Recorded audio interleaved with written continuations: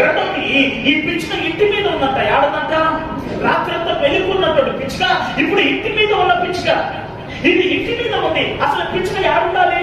గూట్లో ఉండాలి, లేకపోతే చెట్టు మీద ఉండాలి. కానీ ఈ పిచ్చుక ఏడుంది? ఇంటి మీద ఉంది. అసలు ఇంటి మీద ఉంటే పిచ్చుకకు క్షేమమా? పిచ్చుకకి ఎంత మాత్రమో క్షేమము కాదు. ఎందుకంటే ఆ పిచ్చుక లేకపోతే పిల్లులు చూసినప్పుడు, లేకపోతే విషపు జంతువులు ఏమైనా చూసినప్పుడు దాన్ని పట్టుకొని ఏం చేస్తుంది? తింటాయి, చంపేస్తాయి. కనుక ఆ పిచ్చుక ఇంటి మీద ఒంటరిగా, ఆ పిచ్చుకకు క్షేమము లేదు, క్షేమము లేదు, భద్రత లేదు ఆ పిచ్చుకకు. ఈ రోజున నీకు నాకు భద్రత ఉందనుకుంటారా? ఇంటి మీద ఉన్న పిచ్చుకకు భద్రత లేకపోతే ఇంట్లో ఉన్న మనకు క్షేమం ఉందా? ఇంట్లో మనకు భద్రత ఉందా? ఇంట్లో ఉన్న మనకి సంతోషంగా బ్రతుకుతున్నామా? ఒకసారి మీకు ఆలోచన చేస్తున్నారా? ఒకసారి ఆలోచించి. ఇంటి మీద ఉన్న పిచ్చుకకు క్షేమం లేదు, భద్రత లేదు, ఓకే. అలాగనే మనం కూడా ఇంట్లో ఉన్నాము కదా, ఇంట్లో ఉన్నాం కదా. ఇంట్లో ఉన్న మనకు క్షేమంగా ఉన్నామా? క్షేమంగా ఉన్నామా? ఇంట్లో ఉన్నా కూడా తేలు కొట్టలేదా?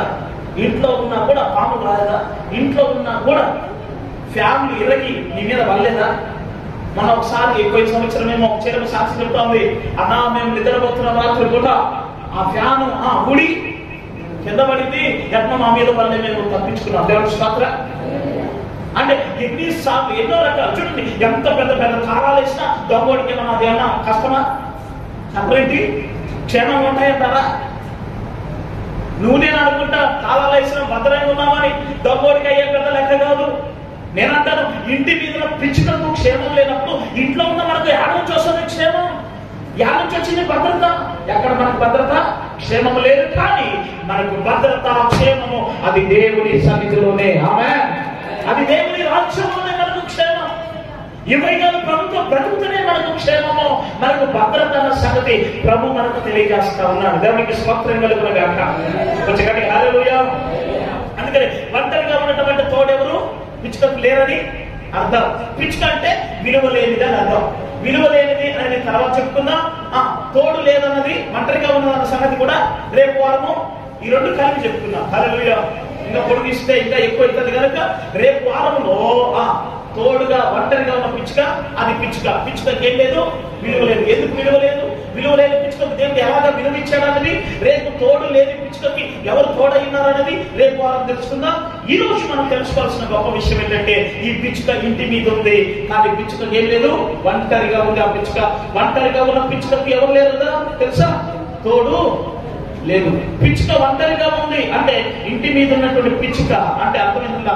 రాత్రి వేళ పిచ్చుక పిల్లి కానీ లేకపోతే ఏదైనా సులువుగా ఏదైనా సరే దాన్ని పాడు చేయడానికి, చంపడానికి పూనుకుంటుంటాయి. గూటిలో ఉంటేనే దానికి క్షేమం, చెట్టు మీద ఉంటేనే క్షేమం, భద్రత. కాబట్టి రాత్రి వేళ ఆ పిచ్చుక ఇంటి పైన ఉంది, దీనికి ఆశ్రయం లేదు, భద్రత లేదని మనకు అర్థమవుతుంది. కనుక మన జీవితాలు కూడా చాలా భిన్నముగా, వ్యత్యాసంగా మనకు కనపడతా ఉంది. మనం ఇంట్లో ఉన్నప్పటికీ మనకు ఏమి లేదు?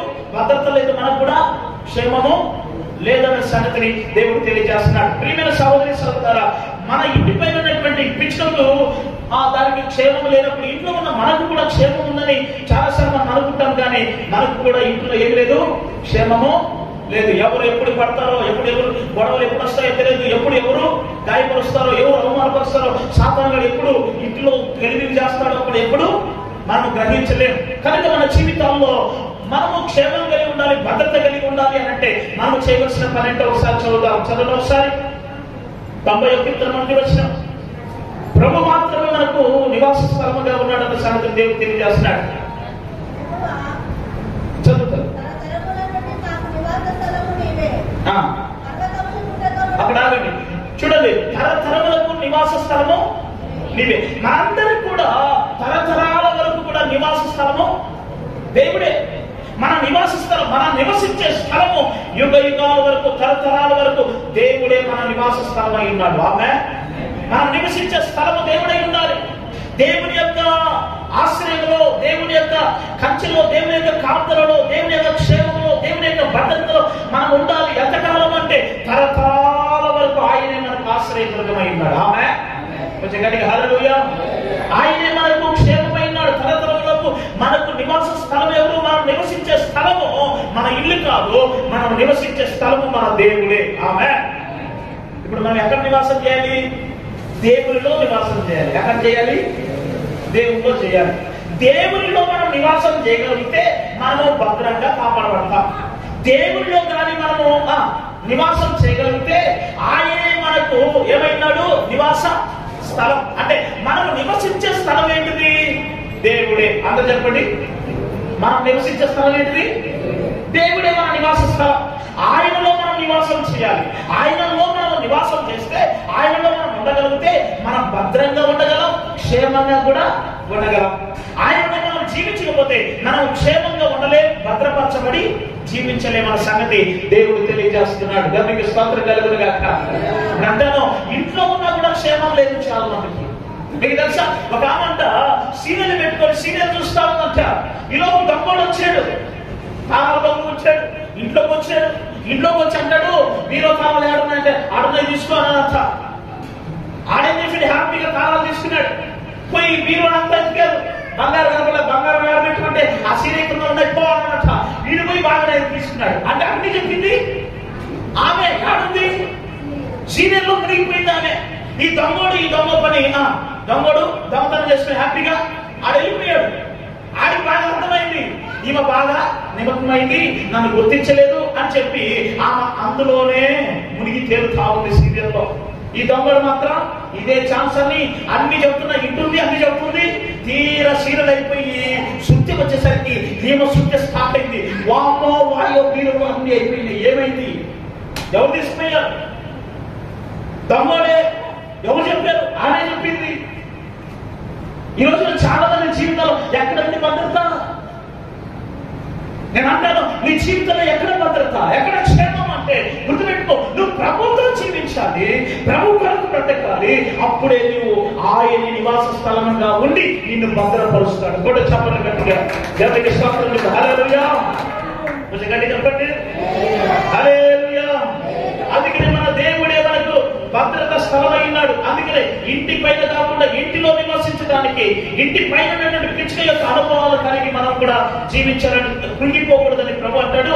అలాగా కృంగిపోవడానికి లేదు, ఒంటరిగా ఉండడానికి లేదు. అంటే నీవు ఇంటి మీద ఉండడానికి లేదు, ఎందుకంటే ఇంటిలో ఉండాలి. ఆమె ఇప్పుడు అంటా, నీ ఇంట్లో ఉన్నా నీకు క్షేమం లేదు, కానీ నీ హృదయం అనే ఇంటిలో యేసై ఉంటే నువ్వు ఎక్కడ ఉన్నా నీకు క్షేమమే. కూడా చెప్పండి గట్టిగా. హల్లెలూయా. ఈ మాట మళ్ళా చెప్తారు మీరంతా. నేను చెప్పింది చెప్పండి. ఏం చెప్పినా? హృదయం అనే ఇంటిలో యేసై ఉంటే మనం ఎక్కడున్నా మనకి క్షేమము, భద్రత. దేవునికి స్తోత్రం. అందుకే దేవుడు అన్నాడు, నీ కుడి పక్కన 1000 మంది పడినా, నీ ఎడమ పక్కన 10,000 మంది కూలినా ఏ అపాయం ధరికి రాదు. కారణం ఏంటంటే నేను నీకు తోడై ఉన్నాను, నేను నీతో ఉన్నాను, నీలో ఉన్నాను అన్నాడు ప్రభు. ఆమె ఇప్పుడు ప్రభుని నీ హృదయంలో చేర్చుకుంటే నీకు క్షేమమా కాదా? హృదయంలో ఏది భద్రత నేర్చుకుంటే నీకు క్షేమము, భద్రత కానే కాదు. ఏది భద్రత హృదయంలో పెట్టుకోకూడదు, పగ పెట్టుకోకూడదు, ద్వేషం పెట్టుకోకూడదు, కక్ష పెట్టుకోకూడదు. అవన్నీ పెట్టుకుంటే యేసయ్య నీ హృదయంలో ఉండదు. యేసయ్య నీ హృదయంలో ఉంటే ఏం జరుగుతుందో తెలుసా? నీవు క్షేమంగా ఉంటావు, నీవు భద్రపరచబడతావు. దేవుడు నేను భద్రపరిచి నేను కాపాడుతానన్న సంగతి ప్రభు తెలియజేస్తా ఉన్నాడు. అందుకనే తరతరములకు నివాస స్థలము ప్రభు ఉండాలి మనకి. ఆమె మనం నివసించే స్థలము దేవుడై ఉన్నాడు. ఆమె కొంచెం గట్టి చెప్పండి. మనం నివసించే స్థలము దేవుడై ఉండాలి. నీకు దేవునికి దూరమయ్యే కొలది, దేవునికి దూరమయ్యే కొలది నీ క్షేమము, నీ భద్రత నీకు దూరం అయిపోతుంది. హల్లెలూయా. నువ్వు క్షేమంగా ఉండలేవు. సాతాను గడంట ఎప్పుడు ఎవరిని మిగుదామా అని చెప్పి గర్జించుకునే వాడు ఎదుగుతున్నాడు. వాడు ఎదిగినప్పుడు నీవు కానీ దొరికితే నీ జీవితం అంతే, నీ కుటుంబం అంతే, నీ పిల్లల పరిస్థితి అంతే. అంటే ఎవరికి దొరకకూడదు, సాతానికి దొరకకుండా ఉండాలంటే నువ్వు దేవునికి దగ్గరగా బ్రతకాలి. ఆమె నువ్వు దేవునికి దగ్గరగా ఉంటే అపవాది నిన్ను ఏమి చెప్పలేక ఏమి. మరి దేవునికి దగ్గరగా ఉంటే నీకు క్షేమమా కాదా? క్షేమం. దేవునికి దగ్గర ఉంటే నీకు భద్రత. అందుకే దేవుడు అన్నాడు, కోడి చూడు, కోడి తన రెక్కల చెడ్డ భద్రపరిచినట్లుగా నా బిడ్డలను నేను అలాగా భద్రపరుస్తున్నానని దేవుడు చెప్పలేదా? ఇప్పుడు దేవుని యొక్క రెక్కల క్రిందికి మనం రావాలి. ఆ మాట మీరు చదువుతారా బైబిల్ నుంచి? కీర్తనలు 91:4 వచ్చిన అక్కడే, ఆయన రెక్కలతో నేను కప్పును, ఆయన దేవునికి స్తోత్రం చెప్పండి. ఎక్కడ నీకు క్షేమం, ఎక్కడ నీకు భద్రత అంటే ఆయన రెక్కల క్రింద నీకు క్షేమం. ఆమేన్. ఆయన రెక్కల క్రింద నీకు భద్రత. కోడి చూడండి తన రెక్కల చాటున భద్రపరిచినట్టుగా ప్రభు నిన్ను నన్ను ఆయన రెక్కల చాటున మనం భద్రపరుస్తున్నాడు. దేవునికి స్తోత్రం చెప్పండి. కొంచెం గట్టిగా హల్లెలూయా. నేను అంటాను కోడికి ఎన్ని పిల్లలు ఉంటాయి? మీ ఇంట్లో ఉన్న కోడికి ఎన్ని పిల్లలు ఉన్నాయి? ఒక 10 పిల్లలు ఉన్నాయా? నేను చెప్తున్నాను 10 పిల్లలు ఉన్నాయా మీ కోడికి? అయితే ఇప్పుడు గద్ద రావటము కాకి రావటం చూసినటువంటి ఈ కోడి ఒక్క స్వరం ఒక్క మాట అనగానే ఈ పిల్లలన్నీ ఆడిపోతున్నాయి. తల్లి దగ్గరికి వచ్చి తల్లి రెక్కల కిందకి వెళ్ళిపోతాయి. ఈ రెక్కల కింద అయిపోయిన తర్వాత ఈ కోడి ఏం చేస్తుంది? అమాంతంగా కప్పేస్తారు. హల్లెలూయా. ఇప్పుడు కప్పేస్తే కోడే కనపడుతుందా? కోడి పిల్లలు కూడా కనపడతాయా? కోడే కనపడుతుంది. దేవునికి స్తోత్రం. ఇప్పుడు చెప్పండి, దేని వల్ల ఈ పిల్లలకు క్షేమం? తల్లి వల్ల. అవునా? తల్లి కోడి వల్ల పిల్లలకి క్షేమం. ఈ రోజున దేవుడి బిడ్డలైనటువంటి మనందరికీ క్షేమం ఎవరి వల్ల? లోకంలో మనుషుల వల్ల నీకు క్షేమం కాదు, కానీ సాక్షాత్తు దేవుడే నీకు క్షేమాన్ని భద్రతను దేవుడు అనుగ్రహిస్తున్నాడు. నేను చెప్తున్నాను జాగ్రత్తగా వినాలి. దేవుడి వాక్యం ఏమంటుందంటే కోడి తన రెక్కల చేత భద్రపరిచినట్టుగా నేను కూడా మిమ్మల్ని భద్రపరుస్తాను. అయితే నువ్వు నేనేం చేయాలి? దేవుడి దగ్గరికి రావాలి, కానీ దేవుడికి దూరం అయ్యే కొలది దేవుని యొక్క భద్రత, దేవుని యొక్క క్షేమము నీకు దూరం అయింది. హల్లెలూయా. దేవునికి దగ్గరే కొలది నీకు క్షేమంగా ఉంటావు. దేవుడికి దగ్గరే కొలది నువ్వు భద్రపరచబడతావు. ఆమేన్. భద్రంగా చెప్తావు, భద్రంగా ఉండండి, క్షేమంగా ఉండండి, జాగ్రత్తగా ఉండండి నువ్వు మాట చెప్తావు అంతే. అసలు నీకు క్షేమాన్ని ఇచ్చేది భద్రతనిచ్చేది మాత్రం చెప్పండి ఎవరు? దేవుడైన సంగతి గ్రహించాలి. నేనంటే మన జీవితంలో కూడా గుర్తుపెట్టుకోవాలి, దేవుడే మనకు భద్రత, దేవుడే మనకు క్షేమమై ఉన్నాడన్న సంగతి నువ్వు తెలుసుకోవాలి. దేవునికి స్తోత్రం. హల్లెలూయా. అందుకనే ప్రియమైన సహోదరి సహోదరులారా, కోడి తన రెక్కల చేత భద్రపరిచినట్టుగా దేవుడు కూడా మనల్ని భద్రపరుస్తున్నాడన్న సంగతి నువ్వు నేను గ్రహించాలి. చూడండి, ఇన్ని సంవత్సరాలైనా ఒక యాక్సిడెంట్ జరగకుండా, ఒక ప్రమాదం రాకుండా, ఒక ఇబ్బంది రాకుండా నువ్వు మాత్రం ఎందుకు కాపాడబడ్డావంటే నీవు దేవుని యొక్క కాపుదలలో ఉన్నావు, నువ్వు భద్రతలో ఉన్నావు. ఆయన నువ్వు క్షేమాన్ని ఇచ్చాడు. నీ గొప్పతనము నా గొప్పతనము కానే కాదు. కారణం ఏంటంటే నువ్వు ఆయన ఆశ్రయిస్తున్నావు కనుక. పిల్లలు తల్లి దగ్గరికి రాకుండా ఆడవుంటే లటక్కి వచ్చి ఎత్తుకొని పిల్లలు ఎత్తుకొద్దే కదా. మన దాకా 10 ఉన్నాయి పిల్లలు, ఇప్పుడు 8 ఉన్నాయి. మాయదారి కాపులు వచ్చి ఎత్తకపోయినాయి. అంతలా చెప్పండి, ఆ కుక్క వచ్చి తీసుకుపోయింది, ఆ అత్త వచ్చి తీసుకుపోయింది. ఎందుకని? నువ్వు కాపాడవలేవు, కానీ అవి కాపాడుకోవాలని కోడి అనుకుంటుంది. కానీ పిల్లలు తల్లి దగ్గరికి ఆ ప్రమాదం చూసి దగ్గరికి రాకున్నవే ప్రాణాలు కోల్పోతున్నాయి. ఈ రోజు ప్రభు దగ్గరికి రాలేక, ప్రభు మీద ఆధారపడకుండా, ప్రభుని ఆశ్రయించకుండా ఎంత మంది తమ జీవితాలను పోగొట్టుకుంటున్నారు. ఈ రోజు ఆయన రెక్కల క్రిందికి వస్తేనే నీకు క్షేమం, ఆయన రెక్కల క్రిందికి వస్తేనే నీకు భద్రత అన్న సంగతి నువ్వు గ్రహించాలి. ఎవరికి స్తోత్రం. ఎవరికి వస్తే భద్రత? యేసయ్య దగ్గరికి రావాలి, ఆయన రెక్కల క్రిందికి రావాలి అంటున్నాడు దేవుడు. అందుకే ఆయన దగ్గరికి వస్తే నువ్వు ఎలా ఉంటావు? ఆయన రెక్కల క్రింద నీకు ఆశ్రయం ఉంది. ఆయన నీ జీవితంలో తరతరమైన నివాస స్థలమై ఉన్నాడు. ఆయన ఆశ్రయ దుర్గమై ఉన్నాడు. ఆమె కొంచెం గట్టిగా హల్లెలూయా. 3వ వచనం జాగ్రత్తగా నండి. ఒక రోజున ఒక దేశంలో మత సంబంధవాదులంట ఒక అడవిని తగలబెట్టారంట. తగలబెడితే ఆ అడవిని తగలబెట్టిన తర్వాత శాస్త్రవేత్తలు కొంతమందిని, ఒక బృందాన్ని ఆ అడవిలో పరిశీలించడానికి ఒక బృందాన్ని పంపిస్తే ఆ బృందం అంతా ఆ అడవిని పరిశీలిస్తూ ఉండగా ఒక పక్షి కాలిపోయి కింద పడటం చూశారట. ఇదేంద్రా, అడవి కాలుతా ఉంటే పక్షులన్నీ ఎగిరిపోతాయి కదా, ఈ పక్షి ఏంటి కింద పడిపోయింది, అసలు కారణం ఏంటి అని చెప్పి దగ్గరికి వెళ్ళి దాని మీద ఎందుకో అనుమానం వచ్చి దాన్ని తీసుకుని దాని రెక్కలను పరిశీలిస్తూ ఉంటే ఆ పక్షి రాజు యొక్క రెక్కల క్రింద దాని పిల్లలు బ్రతికే ఉన్నాయంట. గట్టిగా చప్పట్లు కొడతారు. హల్లెలూయా. అంత అడవంతా కాలిపోయి ఉంటే, ఈ బృందం పరిశీలిస్తూ ఉంటే ఈ పక్షి కాలిపోయి రెక్కలు ఇలా చాచుకొని చచ్చిపోయింది. ఎందుకు ఇలాగ చాచుకొని చచ్చిపోయింది? మంటలు పండుతున్నప్పుడు ఈ పక్షి ఎగిరిపోవాలి కదా, కానీ ఎందుకు అలా చచ్చిపోయింది? కారణం ఏంటని చూస్తామంటే అది తీసి పరిశీలించి రెక్కలన్నీ తీసి చూస్తే తన పిల్లలను కాపాడుకుని అది ప్రాణాలు వదిలిపెట్టింది. హల్లెలూయా, కొంచెం గట్టిగా హల్లెలూయా. ఈ రోజున తల్లిదండ్రులైన వారు పిల్లల కోసం అలాగే కష్టపడుతున్నారన్న సంగతి నువ్వు గ్రహిస్తున్నావా? ఈ రోజున మన అందరి కోసం యేసుక్రీస్తు వారు కూడా అలాగే రక్తము చిందించి ప్రాణం పెట్టాడన్న సంగతి నువ్వు గ్రహిస్తున్నావా? నిన్ను నన్ను ఆ నరకం నుంచి తప్పించడానికి, పాప శాపం నుంచి విడిపించడానికి మన కొరకు యేసయ్య కల్వరిలో ప్రాణం పెట్టాడు, రక్తం చిందించాడన్న సంగతి నువ్వు గ్రహిస్తున్నావా? ఈ రోజున ప్రియమైన సహోదరి సహోదరులారా, మన ప్రభు మన కొరకు రక్తం చిందించి ప్రాణం పెట్టాడు.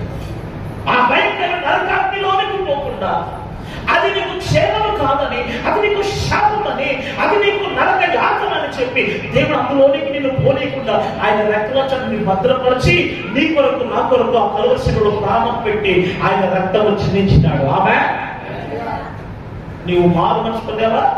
నా మాట పొందారా? మారు మనసు పొందేవా? మారు మనసు అంటే ఏంటి? ఒకప్పుడున్న మనసు, ఇప్పుడున్న మనసు. ఆమె మారు మనసు అంటే ఏంటి? ఒకప్పుడున్న మనసు అంటే ప్రభుని ఎరక్కముందున్న మనసు, ప్రభుని ఎరిగిన తర్వాత మనసు. దేవునికి స్తోత్రం. నాకే చూడాలి మనసు అంటే ఏంటి? మారు మనసు అంటే ఏంటి? పాప మనసు మారి కొత్త మనసు రావాలి. దేవునికి స్తోత్రం. అంటే పాప జీవితాన్ని వదిలిపెట్టి క్రీస్తు నమ్ముకున్న తర్వాత నువ్వు మారు మనసు పొందాలి. ఒకప్పుడు అన్నిటి మీద నీకు ఆశ ఉంది, యేసయ్య నమ్ముకున్న తర్వాత ఆశలన్నీ ఏం చేశావు? కట్ చేసావా? ఉన్నాయా? సపరేట్ కట్ చేశారు అంటే ఆశలన్నీ పోయా. ఇంతకుముందు రాజకీయం వేసుకునేవాడు, దమ్ముకొట్టి వేసుకునేవాడు. ఇప్పుడు వేసుకున్నా వేసుకోవట్లేదు. ఒకప్పుడు సిగరెట్ పీడియలు తాగేవాడివే కదా. జోజన్న తాగుతావా? చేసినా నువ్వు చాలా తాగేవాడు. సపరేట్ అన్ని అలవాట్లు ఉన్నాయా? చేసినానికి కానీ అన్నది కానీ ఉన్నాయా? మన తోటి తాగుడు ఉందే. నా తమ్ముడు పెళ్లి కూడా డ్యాన్స్ చేసినావు, తాగినవు. తాగుడు అలవాటు ఉందే కదా నీకుందే. ఫ్రీగా వస్తానంటే తాగవా? ఒకప్పుడు తాగలేదా? దేవుడు నమ్ముకోకుండా నువ్వు దేవుడు నమ్ముకోకుండా తాగలే. మంచి బాలుడుగా బతికేవా? దేవుని స్తోత్రం. రైట్. ఒకప్పుడు తాగినారు కదా, ఒకప్పుడు సిగరెట్ పీడి తాగినారు, మరి ఇప్పుడు తాగట్లేదు ఎందుకు? నా మాట మీకు అర్థమైందా? కాసా చెప్తాను. ఒకప్పుడు తిరిగాం, ఒకప్పుడు ఇష్టం వచ్చిన బ్రతికాం, మరి ఇప్పుడు ఎందుకు తిరగట్లే? ఇప్పుడు ఎందుకు జీవించట్లా? అంటే అప్పుడేంటి? ఏంటి? మనసు మారుతా లేదా? అంటే దాని మీద ఉన్న మనస్సు ఎవరు వెళ్ళిపోయింది? దేవుని దగ్గరికి వచ్చినప్పుడు దాని మీద మనస్సు చచ్చిపోయింది. ఆ కోరికలు చచ్చిపోయాయి, అలవాట్లు చచ్చిపోయాయి. శారీరక కోరికలు కూడా చావాలి. శారీరక ఆలోచనలు చావాలి, తలపులు మారాలి, ఆశలు మారాలి, కోరికలన్నీ చచ్చిపోవాలి. యేసయ్య చనిపోయి తిరిగి లేచాడు కనుక మనము కూడా ఆయన రక్తంలో మనము కూడా ఏం చేయబడ్డాం? కడగబడ్డామా? ఆయన రక్తంలో కడగబడ్డామంటే అక్కడ నువ్వు సమాధి చేయబడ్డావు. నీళ్ళలో మునిగినప్పుడు అక్కడ సచ్చావని అర్థం. ఆమె యాడ చచ్చావు? మునిగినావా అని అంటారు కదా, అది మునగడం కాదేమమ్మా, అది సావడం అని చెప్పండి. దేవుడి స్తోత్రం. ఏంటంట?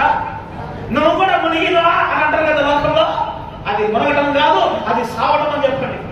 మా పాపము జీవితం అంతటిని అదిగో ఆ సమాధిలో, అనగా బాప్తిసం అనే సమాధిలో ఆ సచ్చి మళ్ళా ప్రభు కొరకు తిరిగి జన్మించడానికి ఆ బాప్తిసం ద్వారా జన్మిస్తామా? ఆమె ఆడ సత్యాన్ని యాడ సత్యం మీరు సాగుకున్నదేమో మీరంతా, లేకపోతే చెప్పండి మళ్ళా చంపుతాం మిమ్మల్ని బెట్ట అంటారేమో. బాప్తిసం ద్వారా దేవస్థానం చెప్పండి. బాప్తిసంలో ఎప్పుడైతే నిన్ను ముంచుతారో అక్కడ నువ్వు సత్యం మళ్ళా లేచా. దేవస్థానం యేసయ్య చనిపోయి సమాధి చేయబడిన తర్వాత ఎలాగైతే మళ్ళా తిరిగి లేచాడో నీవు కూడా పునరుత్థానపు శక్తి కలిగి బాప్తిసం ద్వారా మళ్ళా పునరుత్థానము కలిగి జీవిస్తున్నావు. చెప్పలు గట్టిగా ఆమేన్. మళ్ళా తిరిగి పాపంలో పోతావా? పునరుత్థానం యేసయ్య చనిపోయి తిరిగి లేచాడంటే నీవు కూడా చనిపోయి తిరిగి లేచావు. ఎక్కడ? మాట చెప్పరే? ఎక్కడ? బాప్తిస్మం కదా. మళ్ళా తిరిగి పాపం చేస్తే, మళ్ళా తిరిగి పాపంలోకి పోతే అది నీకు పెద్ద శాపంగా ఉంటుంది. జాగ్రత్త. నీ శరీరంలో పాపం అనేది యావనీయకూడదు, పాపం జరిగిపోకూడదు. ఇక నువ్వు జీవించేది క్రీస్తు కొరకు జీవించాలని అక్కడ చచ్చావు. సచ్చిన నీవు మళ్ళా సాగడానికి చూస్తున్నావా? ఇంకా పాపంలో చనిపోవడానికి వీలు. పాపం అనేది నీ జీవితంలో ఏలాగదు. ఆమె పాపం అనేది దానికి రాకూడదు. అందుకనే యేసయ్య చనిపోయి తిరిగి లేచాడు, మనము కూడా చనిపోయి ఆయన కొరకు జీవిస్తున్నాం. ఆమె కొంచెం గట్టిగా హల్లెలూయా, కొంచెం గట్టిగా చెప్పండి. అందుకనే దేవుడి వాక్యం సెలవిస్తుంది, ఆ యొక్క తల్లి పక్షి తన పిల్లల కోసం ప్రాణం విడిచిపెట్టింది, పిల్లల్ని బ్రతికించింది. ఈ రోజున నీ కొరకు నా కొరకు యేసు ప్రభువు చనిపోయాడు మన కోసం, ఆయన తిరిగి లేచాడు. ఈ రోజున మనల్ని కూడా ఆయన రక్తంలో కడిగి మనల్ని కూడా ఏం చేశాడు? ఆ రక్తంలో కడిగి మన పాపాలన్నీ సమాధి చేసేసాడు, వ్రతం చేసేసి మనల్ని తిరిగి దేవుడు మన సజీలతలో నిలబెట్టాడు. అంటే పాపపు స్వభావాలు, పాపపు జీవితము బాప్తిసంతోనే సమాధి చేయబడ్డాయి. ఇప్పుడు పునరుత్థానపు శక్తి కలిగి మనము జీవించాలి, దేవుని కోసం బ్రతకాలి. దేవునికి స్తోత్రం. అందుకే ఆయన తరతరాలకి ఆయనే మనకు నివాస స్థలమై ఉన్నాడు. గట్టిగా చప్పట్లు. హల్లెలూయా. ఈ వాక్యం ఎప్పుడు చెప్తారు సార్? శనివారం ప్రార్థనలో చెప్పారు. సావతం ఏంటో బతకడం ఏంటో శనివారం ప్రార్థనలో విన్నాం. అవునా కదా సార్? మీరు రాలే శనివారం వ్యక్తిగత బల్లారాధన ఆదివారం రోజున, శనివారం తప్పనిసరిగా అందరూ రావడానికి ప్రయత్నం చేయండి. అది మీకు క్షేమం. హల్లెలూయా. అది మీకు దీవెన కనుక గుర్తుపెట్టుకోండి. ఆయన రెక్కల కింద మనకి ఏమైందంట? ఆశ్రయమైన సంగతి దేవుడు తెలియజేస్తున్నాడు. చదువులో సార్ కీర్తనలో 27వ కీర్తన 5వ వచనం. నేను ముగించబోతున్నా 2 minutes లో. తప్పగా చదవాలి. ఆపత్కాలంలో ఆయన పర్ణశాలలో మనల్ని దాచును, తన ద్వారపు మాటన నన్ను దాచును, ఆయన ఆశ్రయదుర్గము.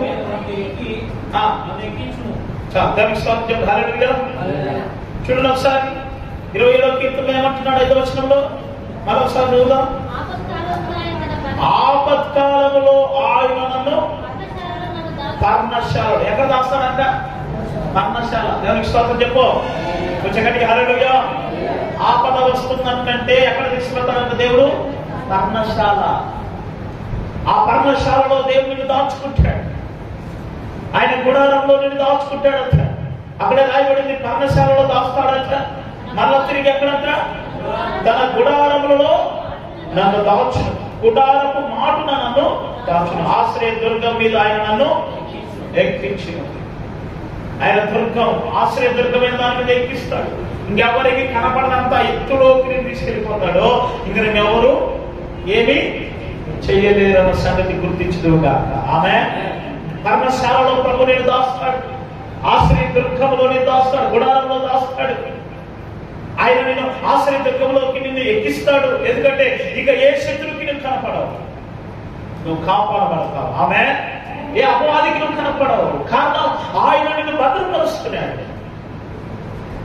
పిచ్చుకకి ఇంటి మీద క్షేమం లేదు, పిచ్చుకకి ఇంటి మీద భద్రత లేదు. కానీ ఈ రోజున ఇంటిలో ఉన్న నీకు భద్రత లేదు, క్షేమం లేదు.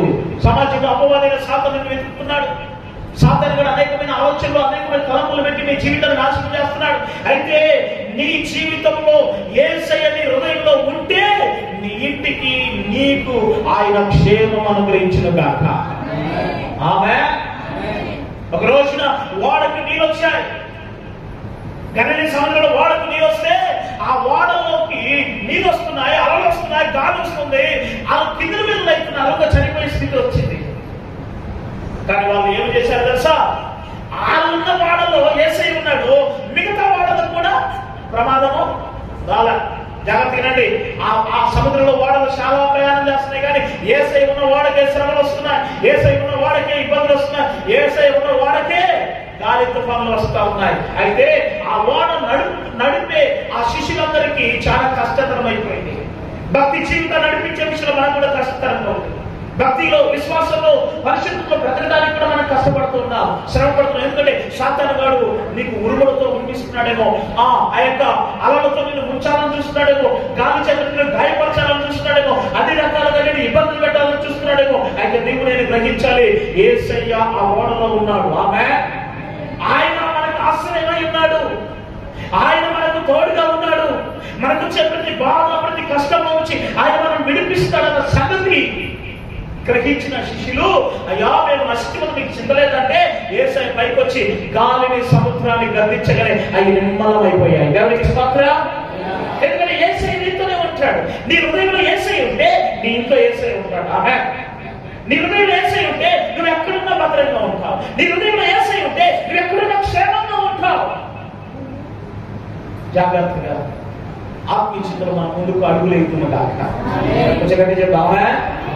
ఒకసారి ఒరిస్సా ఆ ప్రాంతాల్లో దేవుని బిడ్డలు బైబిల్ పట్టుకొని కొంతమంది యవనస్తురాలు ఆడబిడ్డలు యవనస్తురాలు బైబిల్ పట్టుకొని ప్రార్థన పోతుంటే కొంతమంది క్రైస్తవులంటే గిట్టిన వాళ్ళు వారిని గాయపరిచి అవమానపరచాలని వారి బట్టలు విప్పి అన్ని విధాలుగా చిత్రహింసలు చేస్తా ఉంటే వాళ్ళు అనుకున్నారట, ఇంత అవమానపరిచారు, ఇంత బాధ పెట్టారు, ఇంకా బ్రతకటం కంటే చావటమో మేలనుకొని ఇంట్లోకి వెళ్ళిపోయి చనిపోవాలని అనుకున్నప్పుడు వెంటనే వారికి గుర్తొస్తుందంట, చనిపోతే మనం నరకం పోతాంగా, చనిపోతే నరకం పోతాం, ఇక్కడ మనకు భద్రత లేదు, క్షేమం లేదు, మనం ఎక్కడైనా అడవిలోకి కొండలోకి పోదామని చెప్పి నలుగురు మాట్లాడుకొని కొండలోకి అడవిలోకి పోయారట. అవి తెలుసుకున్న ఒక సేవకులు వాళ్ళు పరామర్శించుద్దాం, వాళ్ళు ఎలా ఉన్నారో చూద్దామని చెప్పి సేవకులు వెళ్ళి వారిని అడుగుతున్నాడట, అమ్మా మీరు ఇక్కడికి రావడానికి కారణం ఏంటంటే సమాజంలో లోకంలో దేవుని బిడ్డైన మాకు భద్రత లేదయ్యా, క్షేమము లేదు, అందుకనే ప్రభా నీ రాజ్యంలో నాకు భద్రత, నీ రాజ్యంలో నాకు క్షేమం, నువ్వు తొందరగా రాయ్యా అని ప్రార్థనలు చేస్తున్నారు. దేవునికి స్తోత్రం. దేవుని బిడ్డలైన మాకు లోకంలో మనకు భద్రత లేకపోవచ్చు, క్షేమం లేకపోవచ్చు, కానీ యుగములు మనం భద్రంగా క్షేమంగా బ్రతికే స్థలము అది పరలోక రాజ్యం అయినది. హల్లెలూయా. ఈ లోకంలో భద్రంగా బ్రతుకుతున్న వారికి క్షేమం లేదు, భద్రంగా జీవిస్తున్నాం అనుకున్న వారికి భద్రత లేదు. కానీ దేవుని బిడ్డలైన మనము మన హృదయంలో యేసయ్యను చేర్చుకుంటే యుగాలు మన నివాస స్థలం ఆయన ఉన్నాడు కనుక ఆయన రాజ్యంలో మనకు భద్రత క్షేమము. అది కదా, ఆయన కోసం బ్రతికి చూడు, ఆయన కోసం జీవించి చూడు, నీ హృదయంలో ఆయన చేర్చుకొని జీవించు, అక్కడ ఎంతటి భద్రత ఎంతటి క్షేమం దేవుడు ఇస్తాడో. మీకు తెలుసా, షడ్రక్ మెషక్ అబేద్నెగోలకి ఎక్కడ భద్రత లేదు, ఆ రాజ్యంలో భద్రత లేదు. ఎందుకో తెలుసా, రేపు తీసుకెళ్ళి అగ్ని కూడా వేస్తావా, వేసుకుంటావా, వేసుకో, వేస్తావా, కానీ గుండెల్లో ఉన్న యేసయ్య వారి మధ్యలోకి వచ్చి వారిని కాపాడుకున్నాడు. కొన్ని చెప్పండి కదా. ఆమేన్. హల్లెలూయా. హృదయంలో యేసయ్యను చేర్చుకోవాలి. నీ హృదయంలో నీ ఇంటిలో ఆయనకు స్థానం ఇస్తే నీ ఇంటిలో ఆయన ఉంటాడు. నువ్వు ఎక్కడ ఉంటే ఆయన నీతో ఉంటాడు, నిన్ను బలపరుస్తాడు, నిన్ను అనిపిస్తాడు, నీ కన్నీళ్లు పొడిచి నీకు ఆశ్రయదుర్గంగా ఉండి నీకు క్షేమాన్ని ఇస్తున్నాడు. అట్టి క్షేమం అట్టి భద్రత ప్రభు మనకు అనుగ్రహించును గాక. ఆమేన్. హల్లెలూయా. దేవుడి మాటలు దీవించును గాక. అందరం లేచినప్పుడు చిన్న ప్రార్థన చేసుకుంటాం, బలాలను తీసుకుంటాం. ప్రియమైన సహోదరి సహోదరులారా, ఈ రోజున ఆయన గుడారంలో మనకు భద్రత, ఆయన ఆశ్రయదుర్గంలో భద్రత. ఒక చిన్న మాట చదివించి నేను ముగించాలని ఆశపడుతున్నాను. ಮತ್ತೆ యోహాను సువార్త 10:28 చదవండి. అందరూ చదవండి. లాస్ట్ వచ్చిన యోహాను సువార్త 10:28 యొక్క మాట చదవండి. యోహాను సువార్త 10:28 చదవండి. యోహాను సువార్త 10వ అధ్యాయం 28 వచ్చిన, నేను వాటికి నిత్య జీవం ఇస్తున్నాను కనుక అవి అన్నిటికీ ఎవరు, మనకు దేవుడు నిత్య జీవాన్ని ఇస్తున్నాడు. ఆమేన్. హల్లెలూయా. ఇంకెన్నటికీ మనం నశించాం. దేవుడు ఖచ్చితంగా దేవుడు తన బిడ్డలకు నిత్య జీవం ఇస్తాడు. ఎన్నటికీ మనకు నాశనము నశించిపోయే జీవితము అది కాదు. ఆమేన్. మనకు నిత్య రాజ్యాన్ని దేవుడు మనకి ఇస్తున్నాడు. అంత మాత్రమే కాదు, ఏమంటున్నాడు సార్, వాటిని నా చేతి నుంచి ఎవడు అపహరింపలేదు. ఆమె నా చేతుల నుంచి ఎవడు తీసుకోలేదు.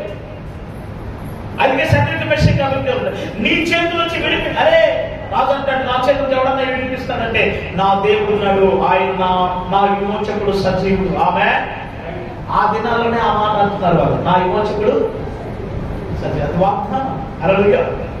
ఆయన విమోచకుడు సజీవుడైన దేవుడు మనల్ని ఆయన చేతిలోకి తీసుకున్నాడు. దేవుడి చేతిలో నుంచి ఎవడన్నా నేను తీసుకోగలడా? దేవుని విడిచిపెట్టిరా, ఆ మందిరాన్ని విడిచిపెట్టిరా, ఆ సేవకు విడిచిపెట్టిరా, ఆ దేవుని విడిచిపెట్టిరా. మాకు చాలా మంది దేవుడు ఉన్నారు, చాలా మంది సేవకులు ఉన్నారు, చాలా సంఘాలు ఉన్నాయి, మగడ సంఘం డబ్బు దేవా అని రాదు తెలుగు వాకవా. దేవుడి చేతుల నుంచి ఎవడు చెప్పనండి అపహరింపలేడు. ఆమె యేసయ్య చేతుల్లో ఉన్నావు, యేసయ్య మందిరంలో ఉన్నావు, నీవు దేవుని మందిరంలో నాటపడ్డావు. దేవుని కొరకు బ్రతకాలి, దేవుని కొరకు జీవించాలి, అది నీ యొక్క ఆశ.